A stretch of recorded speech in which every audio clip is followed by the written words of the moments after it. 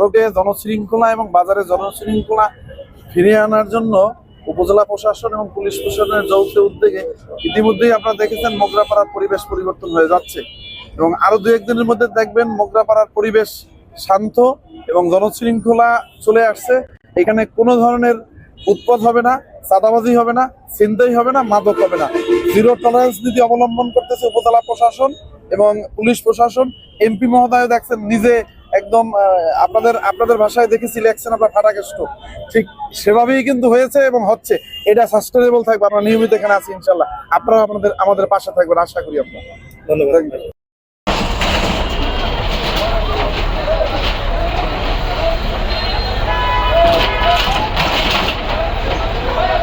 ধন্যবাদ। আপনারা দেখছেন যে সকাল 10টা থেকে আমাদের এখন বাজে 1:30 বাজে, আরো আমাদের কার্যক্রম চলছে এবং চলবে আরো সকাল 10টা থেকে অদ্যাবধি চলমান।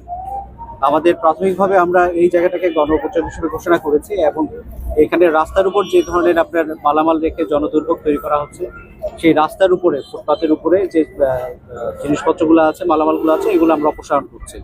আমাদের রোডসের এখানে এক্সকাভেটর আছে, তারা এই রাস্তাটা পরিষ্কারের অলরেডি আপনার কার্যক্রম গ্রহণ করেছে এবং বেশ কিছু আপনারা দেখছেন দৃশ্যমান আপনার কিছু পরিবর্তন আপনার এসেছে। আর সাস্টেনেবিলিটি যেটা আমি যদি বলি, আমি এবং আমাদের সৈয়দ ডিসি স্যারের সাথে পরামর্শ করেছি এবং স্যারের অনুমতিক্রমে আমরা একটা সিদ্ধান্ত নিয়েছি। আমাদের এই যানজট আপনার নিরসন করবে, আপনার জনদুর্ভোগ লাঘবের জন্য আমরা প্রতিদিন 3টা থেকে 4টা পর্যন্ত আমাদের মোবাইল কোর্টে একটা টিম এখানে আমরা উপস্থিত থাকবো এবং এখান থেকে আমি বারবারও বলছি, আইনের যে সর্বোচ্চ যে শাস্তি আমরা সেটা নিশ্চিত করবো কেউ যদি আমাদের এই কাজে অসহযোগিতা করে।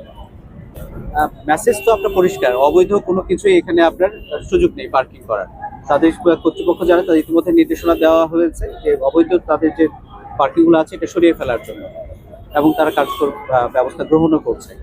এক্ষেত্রে যদি কোনো ধরনের ব্যত্যয় ঘটে, তারা যদি নির্দেশ মতো তারা যদি কাজ না করে, আমরা আইনগত ব্যবস্থা নেব।